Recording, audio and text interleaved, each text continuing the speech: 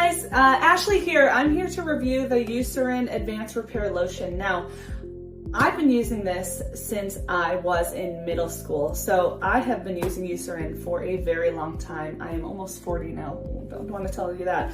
But mama too, and I used to have really bad eczema. I used to have dry patches around my body, and so the dermatologist was the one who actually recommended using Eucerin. So it's become part of my routine for the last 20 plus years.